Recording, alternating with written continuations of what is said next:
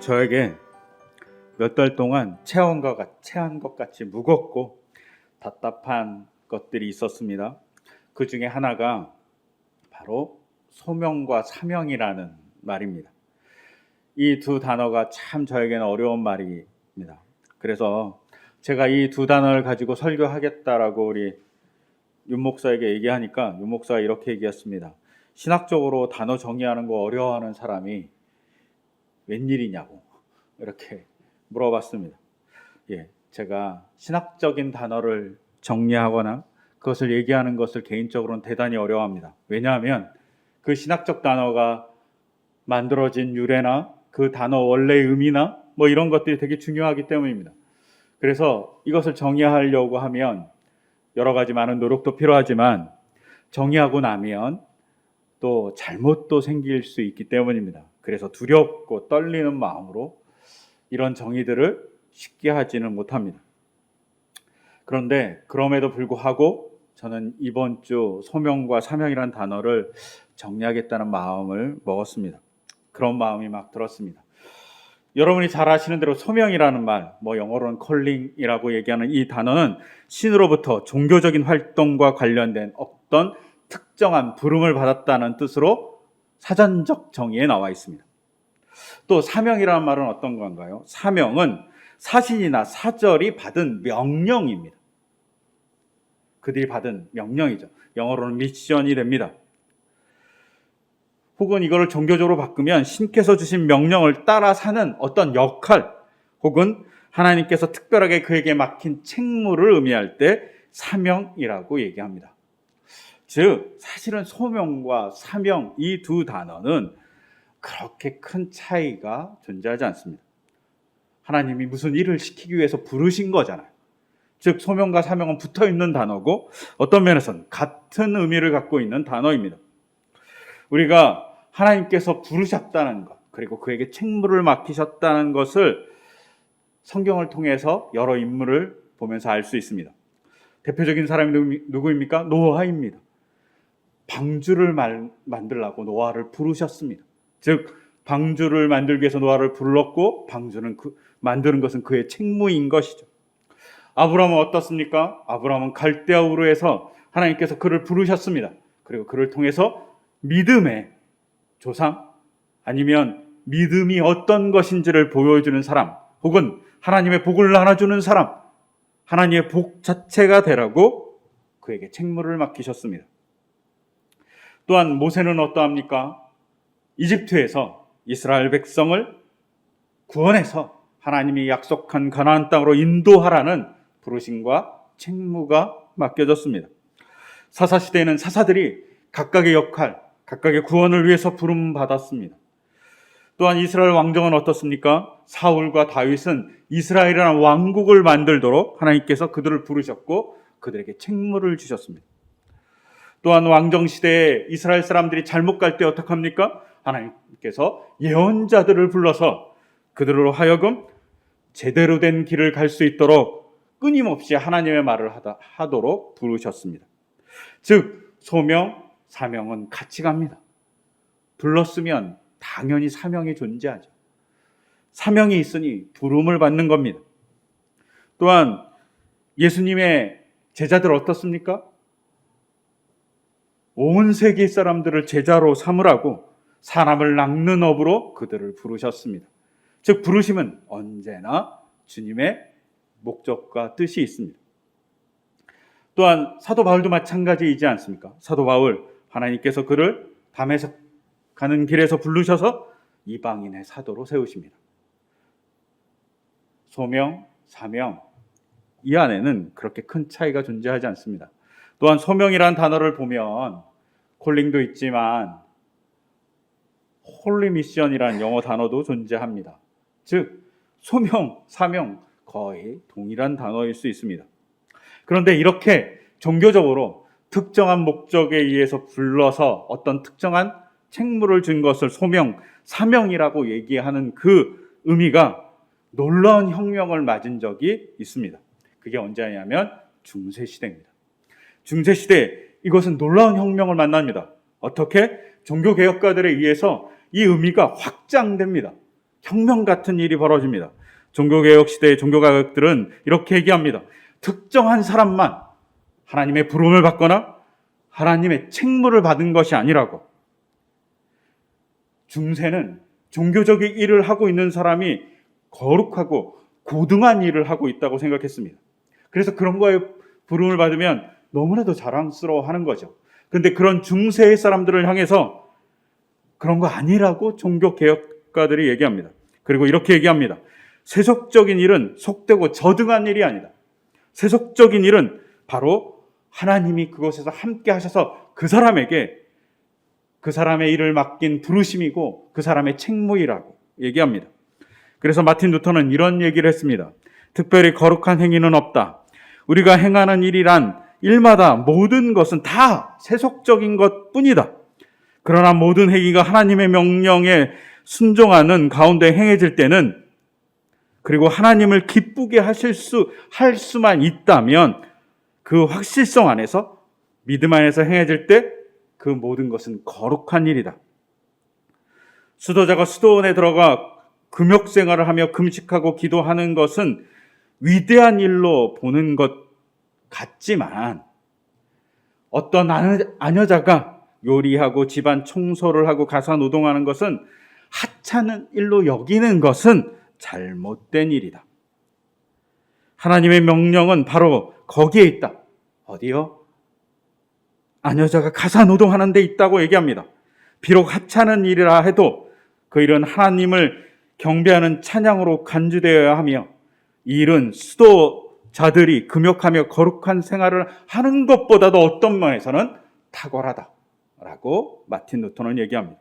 즉 루터의 이야기는 세속적인 일 하나하나가 만약에 하나님의 뜻에 따라서 그 일을 감당하면 그 일은 거룩한 일이라고 얘기합니다.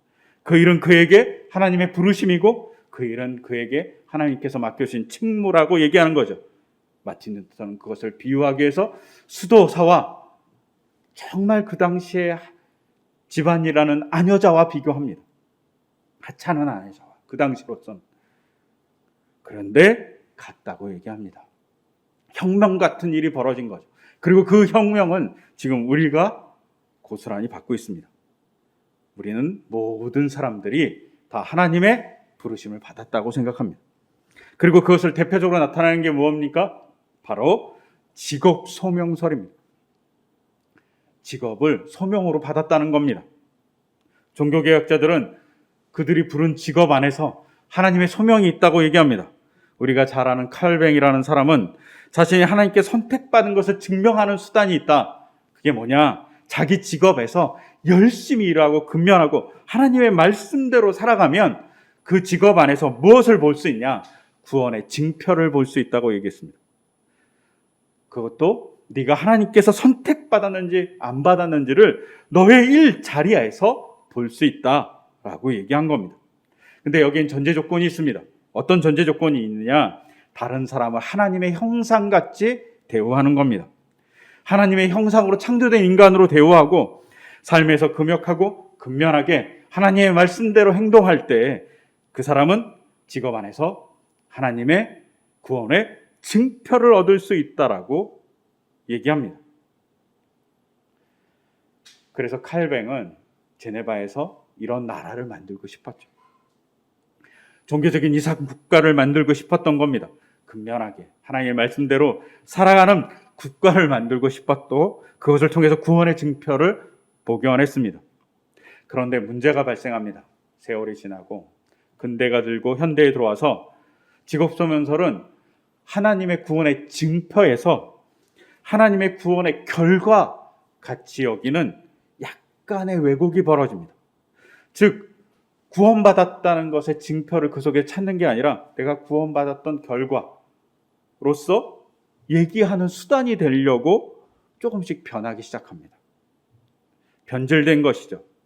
그리고 사람들은 자기가 구원받았던 결과를 뭘로 보여주냐면 세상적인 성공이나 직업 안에서의 유익 같은 것을 보여줌으로써 나는 하나님의 구원의 결과를 얻었다고, 즉 구원의 조건이 되어버립니다. 이것을 마이클 샌더이라는 미국의 철학자가 최근에 책 공정하다는 착각이란 책에서 얘기합니다. 뭐라고 얘기하냐면 이런 왜곡이 직업 안에서 발생했고 능력을 가진 사람을 좋게 보게 하고 능력이 선하다고 보는 겁니다. 그리고 능력이 우선시되는 세상으로 변했다는 겁니다. 더불어서 미국의 번영신학, 즉 하나님을 잘 믿으면 세상의 복을 받는다는 것과 결합해서 능력을 발휘해서 뭔가 얻어내면, 뭔가의 직업을 가지면, 어떤 좋은 대학을 가면 그것이 다 하나님께서 주신 복이라고 여기는 구원의 결과로 바뀌어버렸다는 겁니다. 구원의 조건, 즉 성공이 구원의 조건으로 바뀌어버린 겁니다. 저 사람은 하나님을 잘 믿었더니 저렇게 복을 받았네? 이게 구원됐다는 얘기하고 같이 일맥상통하는 겁니다. 근데 어떤 사람은 하나님을 잘 믿는데 잘 안 된 겁니다. 그러면 저 사람은 하나님을 잘 안 믿나 봐 라는 의심을 갖게 하는 사건이 됐다는 거죠. 그래서 마이클 샌더는 이렇게 얘기합니다. 직업 소명설이 구원의 증표에서 성공이 구원의 조건으로 미끄러져 버렸다라고 얘기합니다. 삐끗해서 잘못 갔다는 겁니다. 여러분, 저는 직업이 그리고 그가 하는 일이 하나님의 소명이라고 믿습니다. 하나님이 그 자리에서 불러주신 것, 그에게 주신 재능으로 많은 사람들에게 나눠주는 것 분명 소명입니다. 그리고 그에게 그 일이 사명입니다.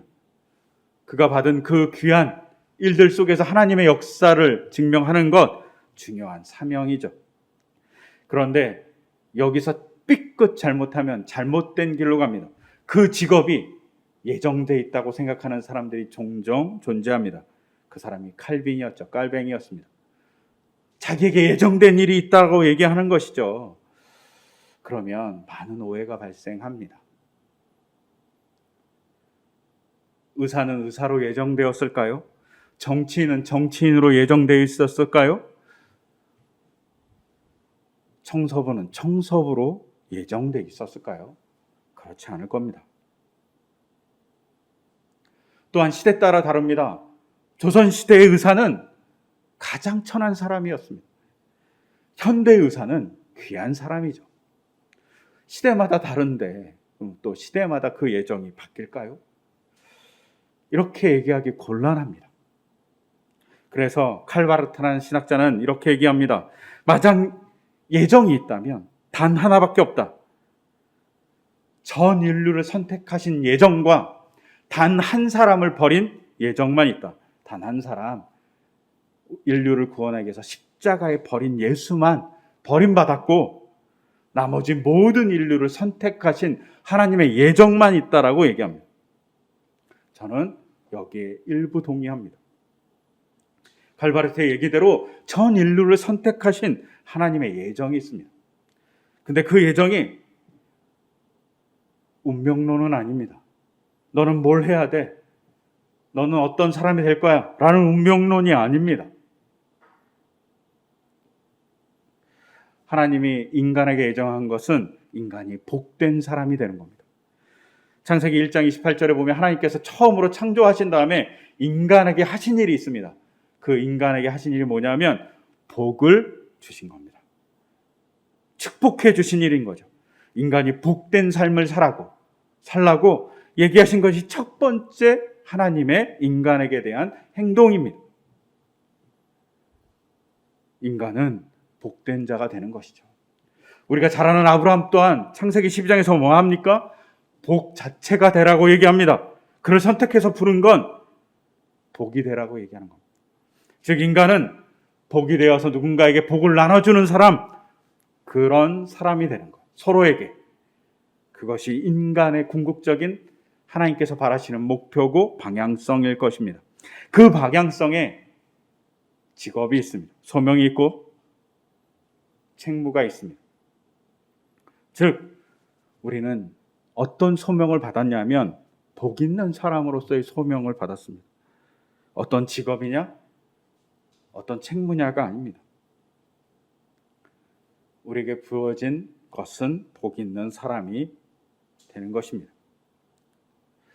그런데 이렇게 얘기하고 나면 갑자기 의문이 확 듭니다. 오늘 읽었던 예레미야서에 보면 예레미야에게 하나님께서 이렇게 얘기합니다. 내가 모태에 짓기도 전에 내가 너를 선택했다고.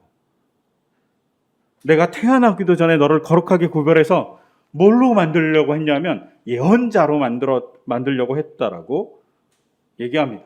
이 본문을 딱 읽으면 하나님께서 어떤 사람은 예언자로 부르시구나.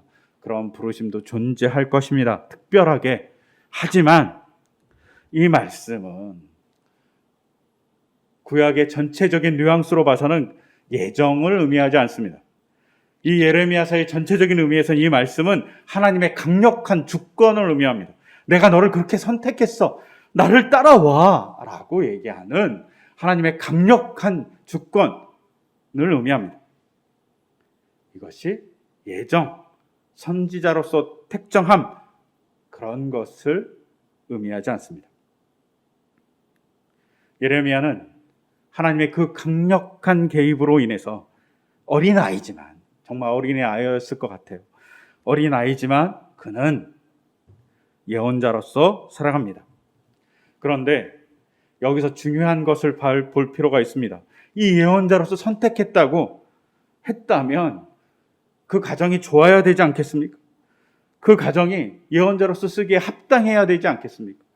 그가 예언자로서 막 가서 얘기하면 모든 사람이 혹해서 들어야 될 그런 가문이거나 그런 조건이어야 되지 않겠습니까? 그런데 그렇지 않습니다. 예레미야 우리가 읽지 않았지만 1장 1절에 보면 그의 출신이 나와 있습니다. 예레미야는 아나돗 마을의 제사장의 출신 hil기야의 아들입니다. 즉 예레미야는 아나돗이라는 마을 출신이고 제사장의 아들입니다. 그리고 hil기야라는 제사장의 아들이라고 분명하게 밝히고 있습니다. 그 고향을 밝히고 있는 건 중요한 의미를 갖고 있습니다. 우리가 이러잖아요. 저의 고향이 경상도예요. 제 고향은 서울이에요. 저는 전라도 출신이에요. 충청도. 저는 이북 출신이에요. 이렇게 얘기하면서 그의 특징을 얘기합니다. 이와 마찬가지로 아나돗도 그의 특징을 얘기하고 있습니다. 아나돗은 여러 번 등장하지만 중요한 등장은 2번 정도 냅니다. 한 번은 분명 예레미야죠.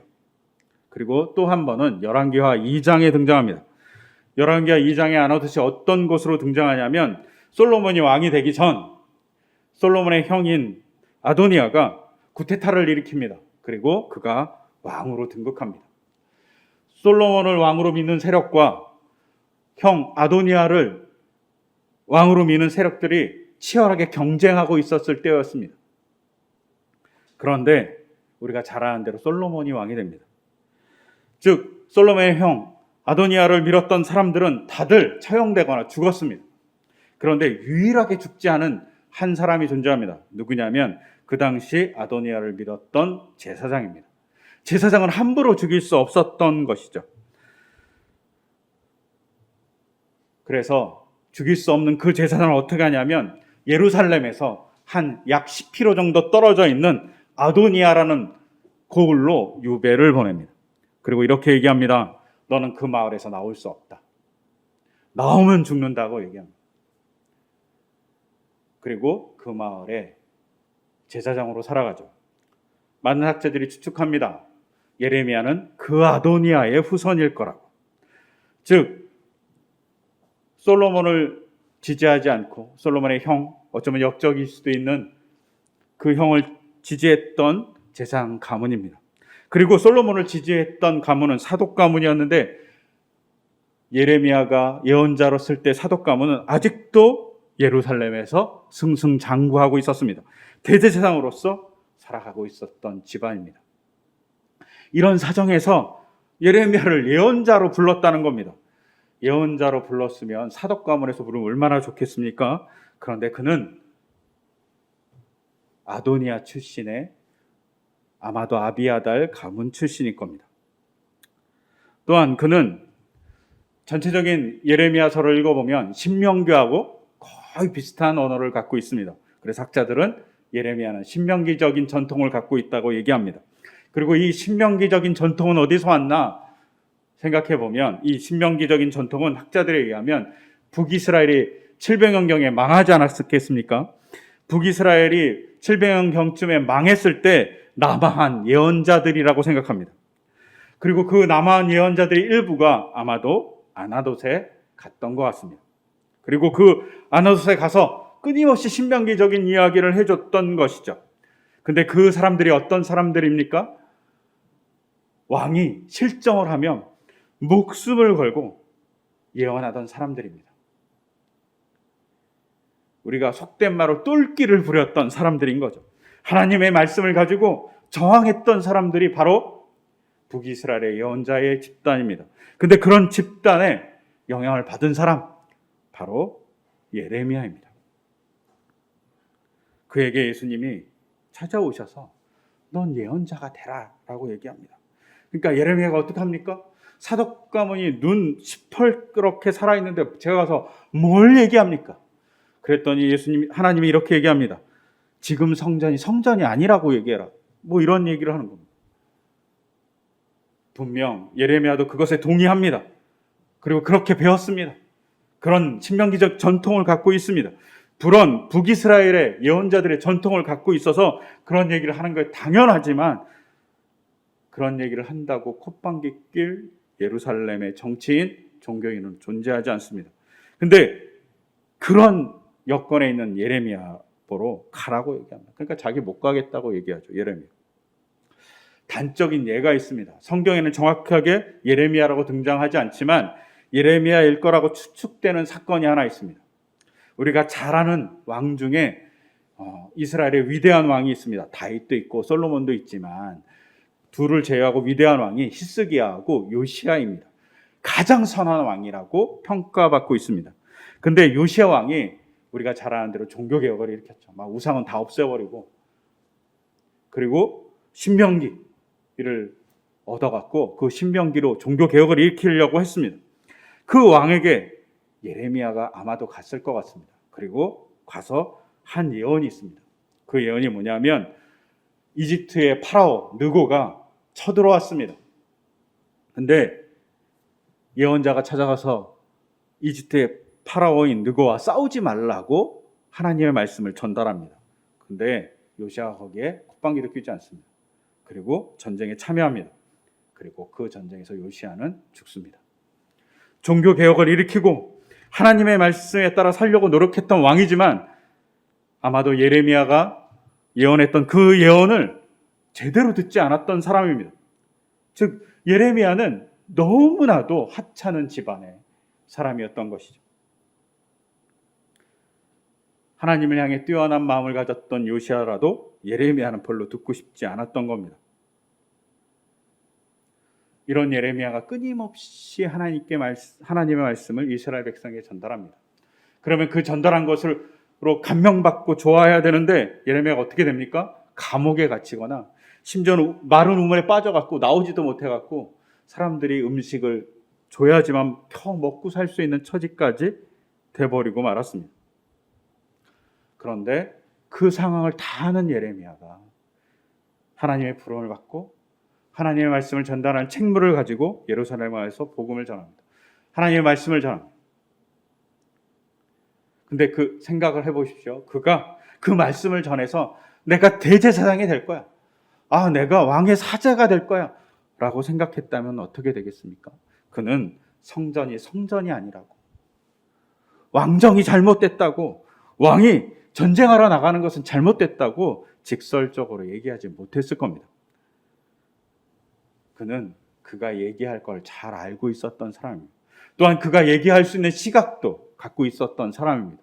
아나돗 출신은 그런 자격을 갖고 있고 그런 관점을 가졌기에 하나님께서 들어 쓰신 사람인 것이죠. 예레미야는 이것 때문에 너무 괴로워합니다. 하나님, 제가 얘기해도 소용없을 텐데요. 그럼에도 불구하고 하나님이 얘기하라고 얘기합니다. 오늘 본문에서 그렇게 얘기할 때 너는 이방의 예언자가 될 뿐만 아니라 뭐라고 얘기합니까? 10절에서 문민족과 나라 위에 너를 세우고 내가 그것을 뽑으며 허물며 멸망시키며 파괴하며 세우며 심게 할 정도의 놀라운 예언자로 세워주겠다라고 얘기합니다. 하지만 예언자로서 예레미야는 그런 걸 보지 못하고 죽어요. 자기가 원하는 삶도 살지 못해요. 그래서 예레미야서 20장에 보면 하나님이 나에게 사기치셨습니다라고 얘기합니다. 그런데 예레미야가 그때 뭐라고 얘기하냐면 이 일을 하지 않으면 내 심장에 불 붙는 것 같습니다 얘기합니다. 그래서 어쩔 수 없이 해야 합니다 라고 얘기하죠. 여러분 생각해 보십시오.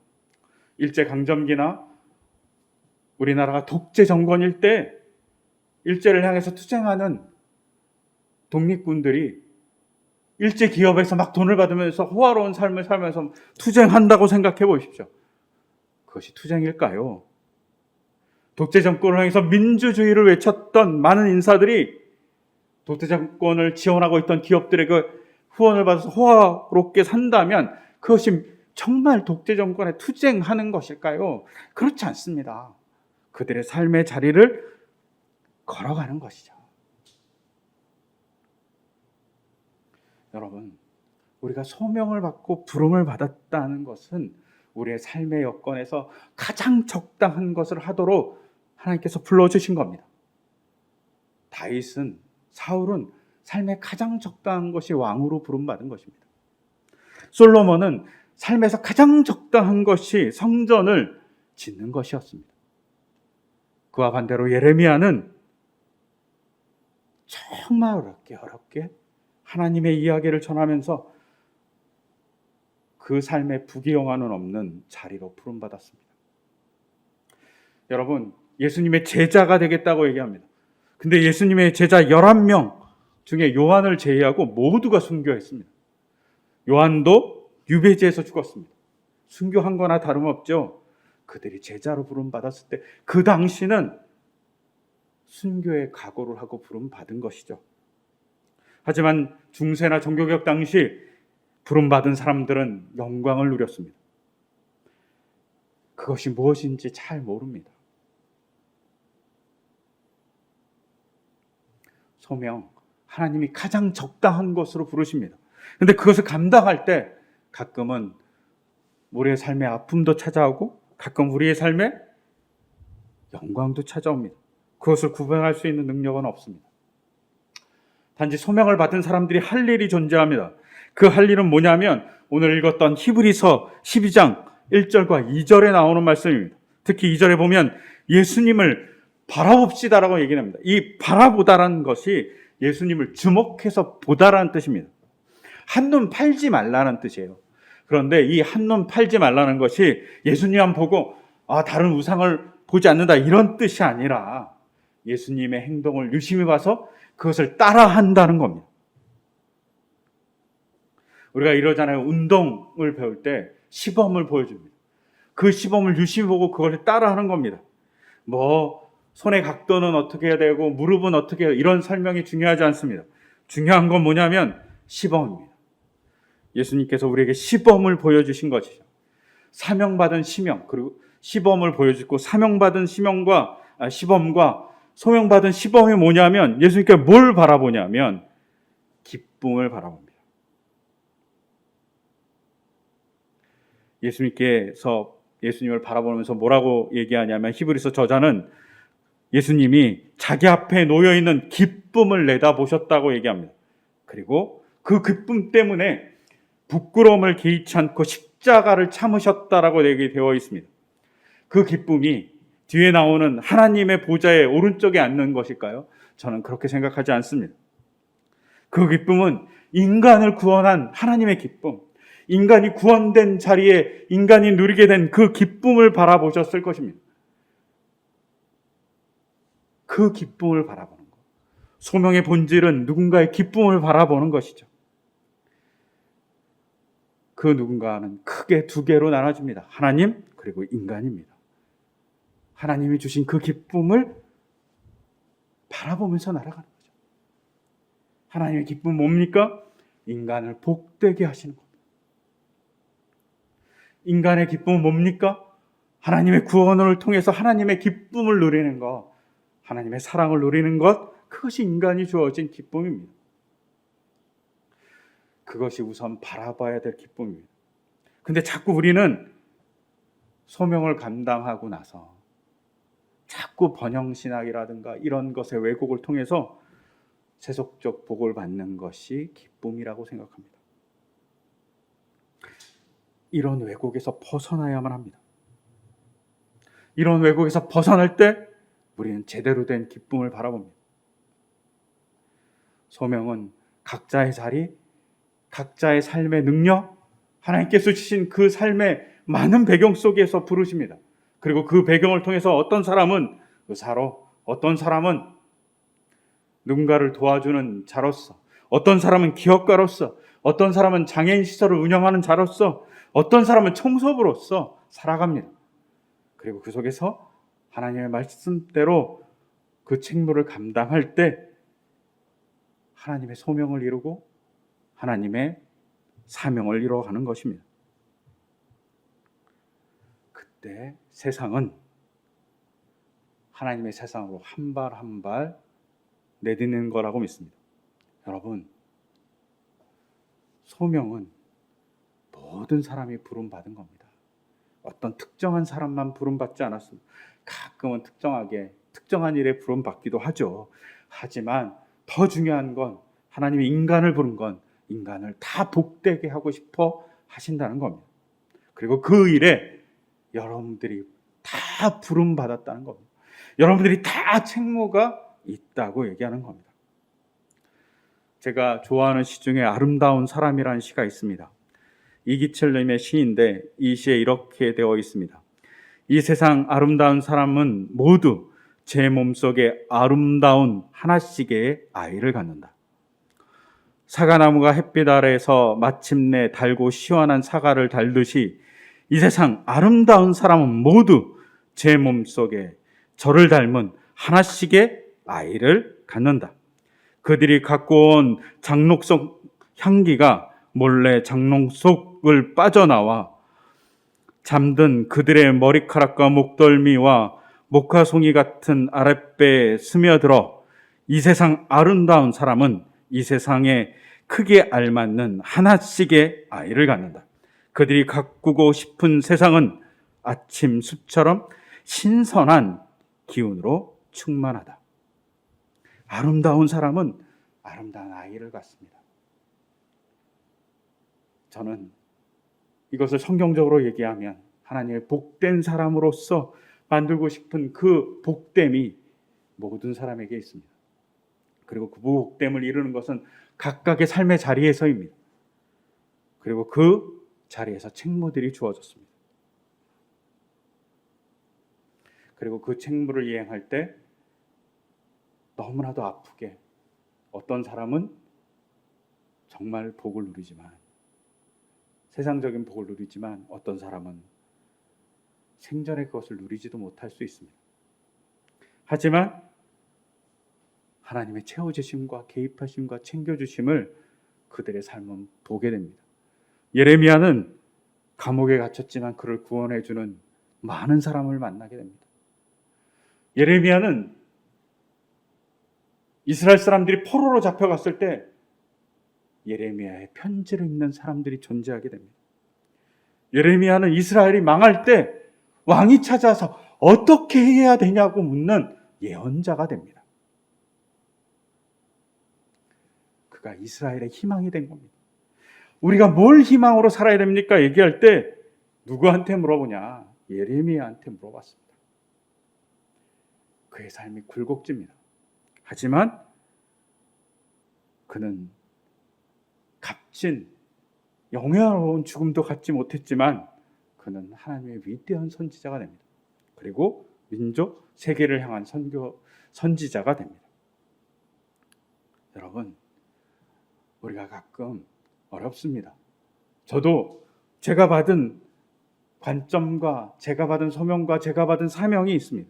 그런데 그거를 할 때마다 가끔은 편안한 삶, 복된 삶, 더 좋은 것을 원하고 싶은 삶, 욕심들이 있습니다. 근데 제가 바라는 것, 제가 부름받은 거는 그런 것이 존재하지 않습니다. 근데 자꾸 그걸 바라는 마음이 있습니다. 그 마음 속에 끊임없이 하나님과의 얘기 속에 그걸 내려놓고 하나님이 원하는 일을 하면 가끔은 하나님께서 좋은 걸로 채워주십니다. 여러분, 우리가 우리의 삶에서 부름받은 것이 무엇인지 정확하게 직시하기를 소망합니다. 그리고 그것을 위해서 열심히 책무를 다할 때 나머지는 하나님이 채워주실 겁니다. 그것을 바라면서 살아가길 소망합니다. 그리고 그것을 보면서, 그것을 갈망하면서 보는 사람들이 존재합니다. 히브리서 12장 1절에 뭐라고 얘기합니까? 구름대와 같이 수많은 증인이 우리들을 둘러싸고 있으니 우리도 갖가지 무거운 짐과 얽매인 죄를 벗어버리고 우리 앞에 놓인 다른 박질을 참으면서 달려갑시다. 하나님의 구원을 받은 예레미야 같은 사람들이 우리를 지켜보고 있는 거죠. 그래, 나도 그랬어. 열심히 해. 하나님이 채워줄 거야. 라고 얘기하는 사람들이 존재한다는 겁니다. 우리를 응원하는 분들이 하늘에서 우리를 바라보고 있다는 것이죠. 그 생각을 하면서 하루하루 살아가길 소망합니다. 소명받은 것에 가끔은 지칠 수 있습니다. 사명의 일을 하면서 지칠 수 있습니다. 그때마다 우리를 응원해주는 하늘 위에 우리의 신앙의 선배들이 있다는 사실을 기억하며 힘을 내시고, 또 그것을 채워주기 위해서 일하시는 하나님이 계시다는 것을, 부활로 채워주신 하나님이 계시다는 것을 우리가 언제나 생각하면서 하루하루 살아가시기를 소망합니다. 그런 소망을 담아서 이 시간 제가 기도드리겠습니다. 하나님은 우리의 삶의 자리에 각각의 모습과 삶의 처지를 통해서 말씀하십니다. 예레미야는 그가 가장 적당한 모습으로 예언했습니다. 가장 적당한 자로서 하나님께서 사용하셨습니다. 사도 바울은 그가 가진 여러 가지의 모습으로 그렇게 유대인에게 복음을 전하고 싶었지만 그는 이방인의 사도가 되었습니다. 주님, 우리의 삶의 자리의 여건을 통해서 역사하시는 주님, 그리고 그 여건을 통해서 우리에게 소명과 책무와 사명을 주시는 주님, 우리가 그 소명과 사명에 따라 살 때 힘을 주시고, 우리가 그것에 지쳐 넘어질 때 예레미야를 만나주시듯이 우리를 만나주시고, 또 힘을 더하여 주시고, 우리의 소명과 사명이 인간을 복되게 만드는 일이 될 수 있도록 인도하여 주시옵소서. 또 그것 때문에 가끔 넘어질 때마다 부활의 주님을 죽음에서 일으켰듯이 우리의 삶의 어려움을 죽음으로부터 회복시켜 주시옵소서. 그런 주님의 역사를 기대하며 이 모든 것 주 예수 그리스도 이름으로 기도드립니다. 아멘.